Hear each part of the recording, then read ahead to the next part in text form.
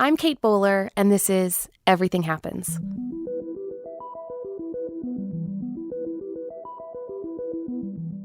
What do we do when the labels we're given aren't necessarily the ones we choose for ourselves?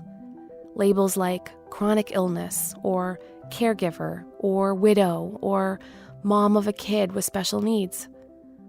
What do you do when life doesn't fit into neat categories? My life doesn't exactly fit into neat categories anymore. I was healthy, and then I was sick, and now I'm feeling pretty good. And even though the language around immunotherapy isn't perfect, I can happily say that I am in remission. But I asked the doctor what the right term for me might be, and he said, survivor in progress, which was super annoying. So today's conversation is about developing language to move us forward when life is, well, chronic. Today, I'm speaking with New York Times bestselling author Kelly Corrigan. She has been called the voice of her generation and the poet laureate of the ordinary. And she is the most perfect person to talk to kick us off because her lovely new book is called Tell Me More. And tell me more is one of those phrases she uses, phrases that she writes about that help guide her through relationships and parenting and grief. Today I get a chance to talk to Kelly about some of her very best phrases. Phrases like, I don't know, I was wrong, and one of my favorites, it's like this. It's going to be great. Kelly has also agreed to be my friend as part of her contractual commitment to this podcast. So Kelly, welcome. Hey, thanks for having me. Well, your book has such a wonderful collection of phrases around essays, stuff like tell me more. And you write about incredible things people can say when they're figuring out the road ahead. Mm-hmm. You wrote this book in a season of incredible loss. I'm sorry to ask about the hard part, but would you mind telling me what happened? So my dad died in February, and then my friend Liz, who's the mother of 3 kids, 8, 10, and 12 at the time, died that December. She had ovarian cancer, so she had fought it for 7 years, and it was the kind of thing where I felt like I urgently wanted to deserve my life. You know, like it wasn't me. Yeah. I didn't die. So far, knock on wood, I'm getting to see my kids be much, much older than she got to see her kids be. Yeah. And I'm getting to walk with them way longer on their road. And I felt this sense that I could never possibly deserve that I'm not that great a person or a mom. Like I'm just an ordinary person, and I make all the mistakes that everybody else makes, and maybe even 10% more. And then there she was, and what she would have done for the life that I was kind of rushing through, multitasking my way through day after day, and, sort of feeling snappish, and then catching myself and feeling like I should be different. Right. Like for what I've just seen in the last 6 months, I should be different. I should not be mad about this. Yeah. And I should not lose my mind over a shirt I bought on final sales section that didn't fit. Even though I tried to pull it over myself, and then it got stuck on me and I had to cut it off with scissors. I got to make it into a vest to remove it from my body, with the tag still on it, so I just really went bananas. Yeah. Because on top of the shirt problem, I went downstairs to clean the kitchen, and I found, everybody's bowls and spoons and cups, and I had that reaction that so many women have, which is like, well, I guess I'm the least busy. I guess everybody here, these children of mine and my husband, are just too damn busy to get on this, but I'm not, so I'll do it. And then I was finishing, and I found a little pile of cut toenails on my kitchen table. And that... Yeah, the indignity. Yeah. Thanks. That's the word. And then, right on the heels of that, I think, what would Liz do for this? She'd do anything. She'd do dishes all day and into the night. Yeah. To just get to listen to her children, just to get to watch them through a a one-way glass, like, so that's just the question in front of all of us. Yeah. How do we earn it? Wow. And that's a big word. I think earn is such a good word because you're talking about such a complicated math. I mean, I remember thinking, when I wasn't sure, when I was in an especially tough moment of illness, every time I would look at Zach's nails, I would think, is this what would have happened if I hadn't been here to do this? Is this how you would have cared for my son? And like you end up fixating on all these tiny little things, and at the same time so overwhelmed by not being sure if it's trivial or tragic. Well, sometimes the trivial is tragic. Like my mom called me, maybe 3 months after my dad died. She lives in Philly and I live in California. And she said, Kelly, I'm going to try to do the Uber to this wedding. And I was wondering if you can request a woman. And I said, no, you can't. But, you can trust it. Like, don't worry. And she said, well, my problem is I can't zip my dress by myself. So I thought if it was a woman, I could ask her to come in and zip my dress. And I thought, that's the tiny moments that are so gut-wrenching for a new widow is, Yeah. She can't wear like half her clothes because she can't zip them by herself. Yeah. Who's going to do so this? So she had to call someone and ask him to come over and zip her dress so she could go to the wedding. Yeah. I mean, that's where it is. That's where it's at. Like, that's where a relationship lives, is in these tiny moments. Yeah. And whether you are cognizant of that and tuned into that channel all the time or not, that is the story of a relationship. It's like these seemingly trivial moments. Like there's a thing I'm aware of about eye contact between spouses. And you either make it or you don't. Yeah. And once you're aware that that's deeply meaningful. Yeah. And that it has this kind of almost a measurable physiological effect on the other person. Yeah. Then you make an effort to look them in the eye. And that seems like such a small thing, but it's actually definitional in terms of your relationship, in terms of whether it's a good day or a bad day or a good interaction or a bad interaction. We're just a series of days and interactions. It's all this like cumulative effect of 1,000 minuscule moments. Yeah. Yeah, that sounds really right to me. I mean, that was my big experience of your book. You're giving these beautiful phrases, and each of them feels like a kind of roadmap. And you start with one that really resonated deeply with me. You start with, it's like this. So my husband worked at a startup in San Francisco, which is called Medium, and it's a writing platform. And as a writer, I was welcome to come and use their office space. And it's like everything you think a San Francisco startup is. Like there's, meatless Mondays and there's a kombucha bar and there's nap pods. So I used to go in there and write, and they have meditation teacher twice a day, like at 10 a.m. and 3 p.m. And at first I was, sort of sheepish about availing myself of every single employee benefit. But sure enough, eventually I found myself sitting in there, and this guy is kind of amazing. He's just one of those people that you think like, God, if I could get 5 minutes with him, I just tell him my biggest problem and he just like say something in 7 words that would solve everything. Yeah.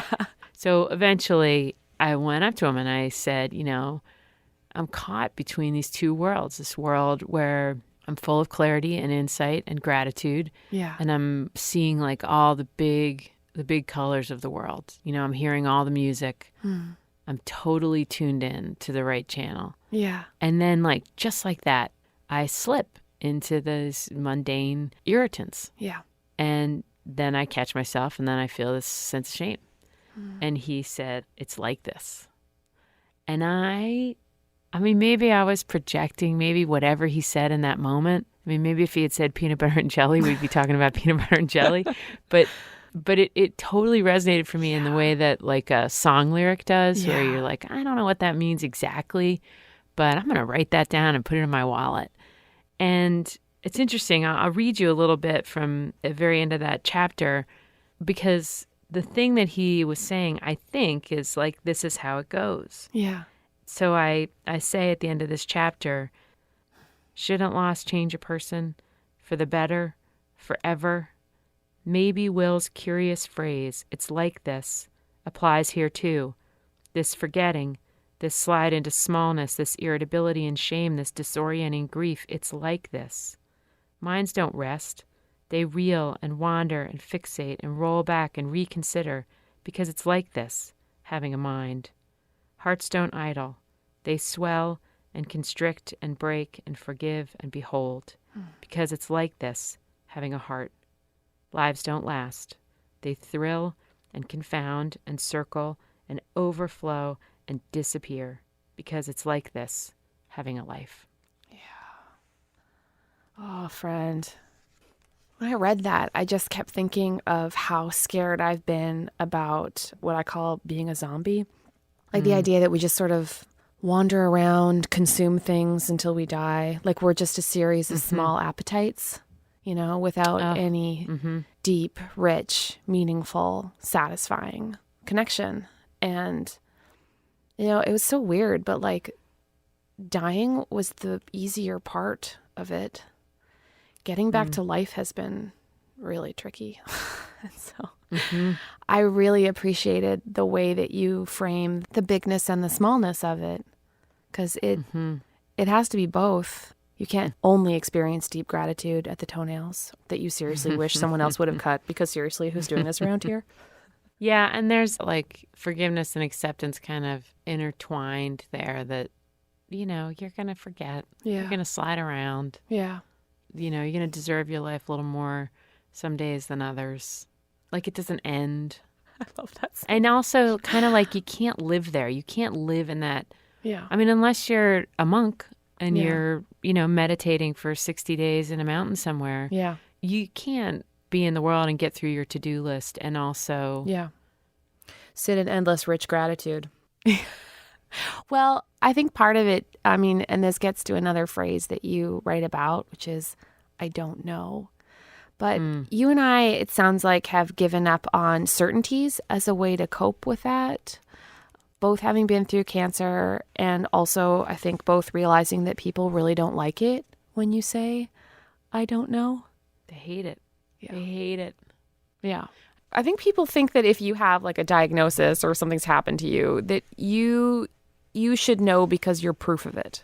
Like the other day when I was being wheeled into a procedure, the nurse looked at my chart and then casually said, colon cancer? People are getting colon cancer at your age all the time. It's probably because of something you've been eating. Like, oh, thank you for that bit of suggestion. I do think people offer certainties when they think that you're proof of something that scares them, and they can't just like live in the uncertainty of not knowing for a minute. Yeah, I'm so compassionate to that thing that happens every time you tell someone that you had cancer, which is the other person trying to figure out why it's not going to happen to them as fast as possible. And I've talked to a couple of my girlfriends who've gotten divorced, and they say the exact same thing happens to them. Seriously? Where you can feel the person kind of asking around, like snooping just enough. And it's not for your sake. It's for them. It's so that they can identify some critical difference between you and them that makes them feel like they can exhale again. Yeah. Like, oh, well, we still have sex. So we're definitely not going to get a divorce. Or, oh, my husband doesn't travel, so then we're definitely not going to get a divorce. Or, I never smoked cigarettes, so I'm definitely not going to get breast cancer. And they're poking for that critical difference to hold on to. Yeah. And I want to hug them and say, like, I know, I'm so sorry. You're not going to like any of my answers. I don't have the genetic predisposition. It's not in my family. It's completely random. Yeah. In other words, it could happen to you tomorrow. Totally. Like, that's not a headline anybody wants to read. There's this other phrase, I was wrong, that has real power. And you learned that in a really intense way when your grandma died. I was wondering if you could tell me about that. So terrible.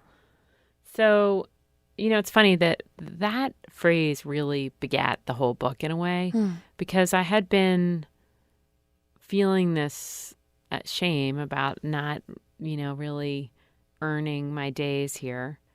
And then Edward and I were at dinner and we were talking about the difference between saying I'm sorry and saying I was wrong. And I was saying, God, it's so much more powerful, though. I mean, the humility in saying I was wrong. It's like a game changer. It just ends the tension. Because what you're saying is, I see it how you see it. Yeah. And I agree with you. I was wrong. And that is very soothing.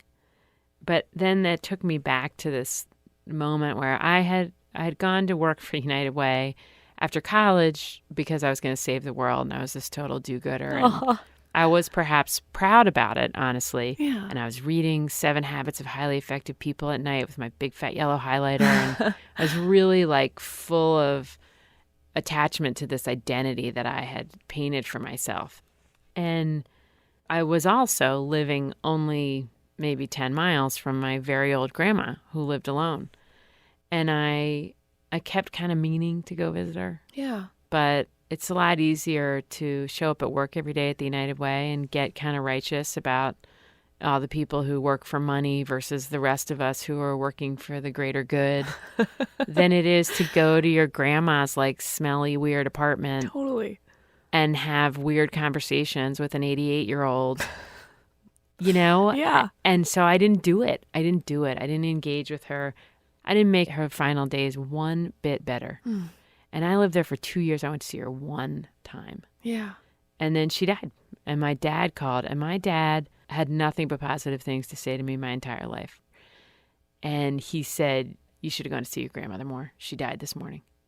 And I was just sick to my stomach. I went into this tiny bathroom in Baltimore in our office building and just cried my eyes out. And it wasn't even because she died. It was because I had been selfish and my dad caught me. You know, that I had like lost his favor for a moment. And I was just so ashamed. And then I wanted to get right with him, and urgently. I was like in a big, big rush to get in front of him and say my apology and be returned to a state of grace. But the fact is that his mom died. Yeah. And it wasn't my turn for his attention. Like he had things to do for days and days and days. And eulogies to write, and people to hug, and people to thank, and accounts to close, and cars to sell. And, you know, he had work to do, both emotional and just literally logistics. Yeah. So I had to wait. And then finally we had a window. And I said I was wrong. I was wrong. I was wrong not to go visit her. I was wrong not to try to know her. And I could just see it in his face that it was like, okay. Like, you understand. You understand what you did wrong. So to me, that felt very different than saying, I'm sorry I didn't go see your mom. Yeah. Like, that's not the same as saying I was wrong not to try to know her. I was wrong not to try to ease her days in some way. Yeah. Yeah. You know, I honestly think I only say I'm sorry and not I was wrong. I think I might try it. Well, chop, chop, kid. I don't. Chop, chop. I don't think I'll like it, but I will think of you when I do it. You also realized there was incredible parenting magic in the phrase "tell me more." So, what is this witchcraft you speak of? I'm telling you what, man. You cannot believe how much I use this. and you cannot believe how still it is not my natural instinct. Like, it's a very learned thing that I have to insert the words into my mouth and push them out deliberately. Because my instinct is to solve. Yeah. My instinct is to fix. Because I feel I'm like almost sure I can. Oh, totally. Like almost every time. Yeah. I'm sure that if you just let me take over, I can make this problem go away. Yeah.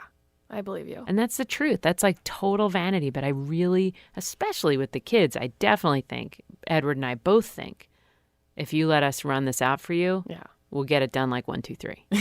And that's so humiliating and degrading and like just the opposite of self-esteem building, which is, you know, sort of like the ground we walk on as adults.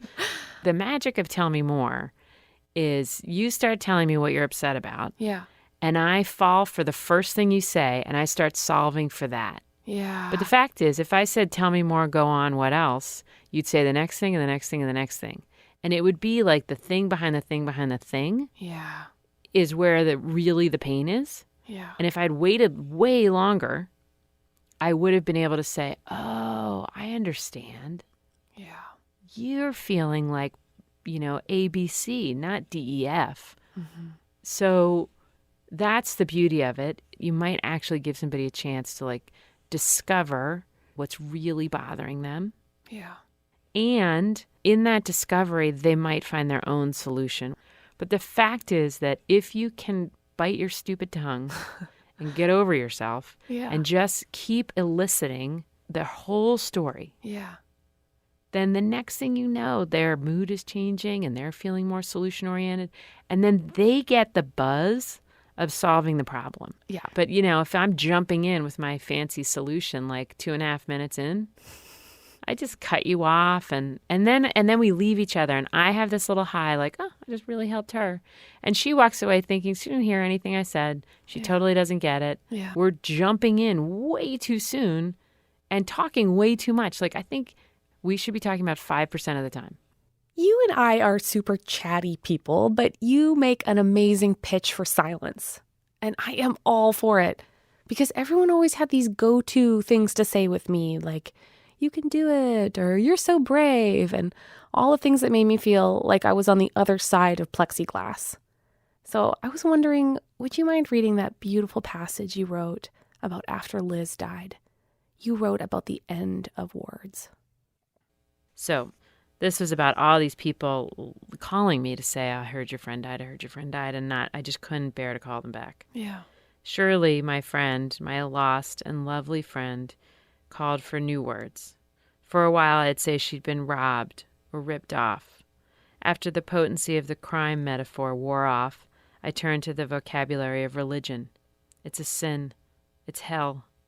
Then the ocean with its waves, so vast, impossible to touch bottom. Then a maze, then a mountain, then seasons, a natural disaster. I never came up with any combination that came close to the feeling. Despair defies description. Ask the dancers and the athletes, the painters and musicians. Ask anyone who has participated in a moment of silence. The reach of language can be laughable. You put in a strong argument, if I may say it like that, for just being close to one another. Just you describe it as I love that. Have you ever heard that potted plant theory? No. My friend Andy Lotz, who's Liz's husband, told me about it because he's a mom now. And so we talk mom talk. And the potted plant theory, I can't credit it to someone. I'm sorry. I don't know who put it out there. But the idea is that, you know, if you were to have a plant in your kitchen, you might not be aware of it at all.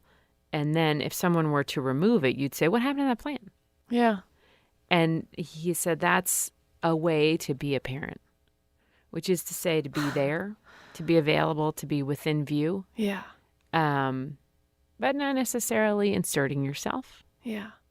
Because even though as your kids get older and older, it feels like they're looking for you less and less, it is sort of a comfort to glance over and see you there and feel you there. And they would most certainly notice if you weren't. Yeah. You say something that it's so weird because I say it all the time. So when I read it, I thought, did you reach inside my brain? You adopted the phrase onward as a bit of a motto. I absolutely love that phrase. I even use it at the end of lectures, like, hey, this is the end of the 19th century, onwards. But you use it so beautifully when you're talking about Liz's family and how they are now. Well, you know, it's so funny. It was the very last thing that I wrote. You know, you may be able to relate to this. There's always one part of a book that writes itself, at least for me, where it's like that. I guess I've been thinking about this long enough. I guess I've been living this long enough that it's all kind of been subconsciously forming. And now I'm just about taking dictation here. Yeah. And that's the way that was. I sat at my dining room table, which is a place I never write. And I thought, oh my God, of course I know exactly what this is. This is me writing a letter to Liz. And I wrote the whole thing and I cried my eyes out the whole time I was writing it and wiping my nose and blowing my nose and sitting back down. And Edward's like, you all right? I'm like, I'm all right. This is the way this has to be. And it's right there. It just came out whole. And it, of course, to me, it's the most important and moving chapter in the book for sure. Well, the quote that really resonated with me is when you said, "They are moving onward, not away from you, but with you. You are everywhere they are." I really believe that, even though I'm like skeptical and I'm mad at people who say like her spirit's still here and stuff. I'm like, yeah, right. Okay. But I'm just telling you, those kids are waking up every day without her. Yeah. And they're going to keep being without her forever. She's not going to their weddings. She's not going to pick out wedding dresses for them. She's not going to hold their babies. So I get it. But I spend a lot of time with them, and I'm madly in love with them. Really, really have this deep, incredible connection with them that I just value so much. And they are in her. And, they're everything that she was so important to her. Like, she was really, really into manners. She's and as kind of an act of gratitude, not in an uptight British way, but as a look at us, like eating a meal together. Like, nobody should eat before the last person gets down. We should thank the chef. We should hold hands for a moment, like as a way of marking the glory of a family dinner. And they do that. I mean, they're never going to not do that. And that's how they're going to raise their kids. And that means she's still here. Yeah. I mean, that means she's with them. Yeah. Yeah. Yeah, that kind of belonging is transcendent. And you just feel it pop up in these little moments. I think part of why your book is so moving is the way that these sayings crystallize these really big truths about who we are and also how we should love each other. It kind of reminded me, though, when I was little, my family used to have these mottos. But the mottos were stuff like, don't get crumbs on the baby, or be nice to my little sister, or like, be nice to mom. And I think that's because we were always sort of fighting nearby. Oh, God, don't get crumbs on the baby. There's a title. I mean, I don't know why you went with everything happens for a reason, because don't get crumbs on the baby. That could be the follow-up. I don't know. Well, the one that we sort of settled on most was don't let the turkeys get you down, because we were all deeply unpopular children. But it did make me think about mottos and how it sort of defines the season that we live in. So I kind of wondered if there was a motto you'd pick for you for right now, what would it be? One that I've always liked is things happen when you leave the house. I think I like this sense of like... There's something out there that you can tap into. You don't have to you don't have to bring it all. Yeah. Like there's a whole world out there happening, and you can step into all kinds of things, and you don't need to know why you're leaving the house. Like, you don't always need such a plan or an agenda or whatever. Like, just get in the mix, get in the line of fire. Yeah. I mean, it's a little bit like just keep saying yes. Like when in doubt, say, sure, I'll do that. Yeah. Just to see what happens next. Yeah. Just to see who you might meet. And the idea that like any day could be like this huge day, that is really, I don't know, that really gets me out of bed. Yeah. Like today could be this day. Like, today I met you. Now we're friends. Like, we are though.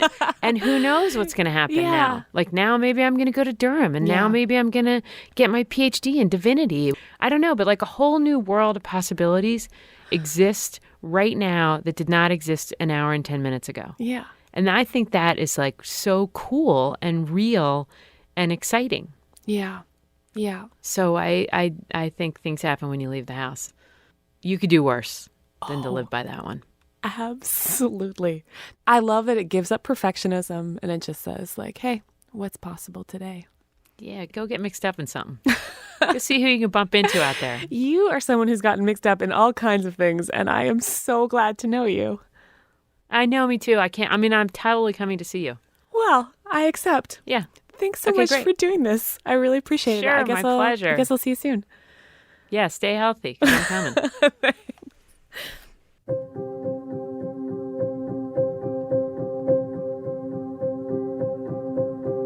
Words matter. The words we speak and the words spoken over us. Even the words left unsaid. One of the hardest things I've been wrestling with is not having any clear language for this weird place between sick and healthy, weak and strong. the ambiguity is quite isolating. Sometimes we're just lacking a bit of language.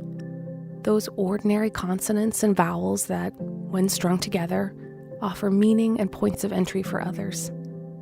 So maybe when life is chronic, we all need some sayings to anchor us, our very own mottos that guide us through. Maybe you want to borrow one of Kelly's, like, "It's like this." But you're totally welcome to borrow my family's motto, "Don't let the turkeys get you down. It's tried and true." Onward, my dears. I've been singing these lines from a song by the Avett Brothers to my kids for years, and it goes like this. Just do your best. It's the only way to keep that last bit of sanity. Maybe I don't have to be good, but I can try to be at least a little better than I've been so far. Our family motto is Allah Kareem. We were living in Damascus, Syria, and whenever one of us asked for something Mom and Dad couldn't afford, Dad would say, Allah Kareem. In Arabic, Allah means God. Kareem means generous. So God is generous was my dad's way of promising us a better future. So I grew up with this sentence with my father's voice in my head saying, Allah Kareem, God is generous. Our family motto is don't eat a hamster. We had several hamsters in one cage, and they can be cannibalistic. And one morning a hamster was missing, and another hamster had a suspiciously large tummy. I was so mad that I shook the cage a bit. Bad hamster eating its sibling. Weeks later, the missing hamster crawled out from under the stove. So don't eat a hamster is our version of don't jump to conclusions.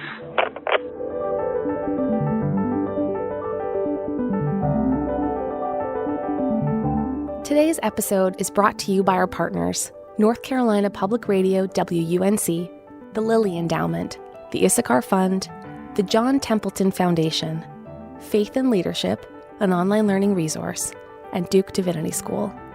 And, of course, Beverly Abel, Jessica Ritchie, and Be the Change Revolutions make the magic happen. I need to hear what your motto is. Find me online at Kate C. Bowler, and I'd love to hear what you think of this episode. Leave a review on Apple Podcasts. I'm Kate Bowler, and this is Everything Happens.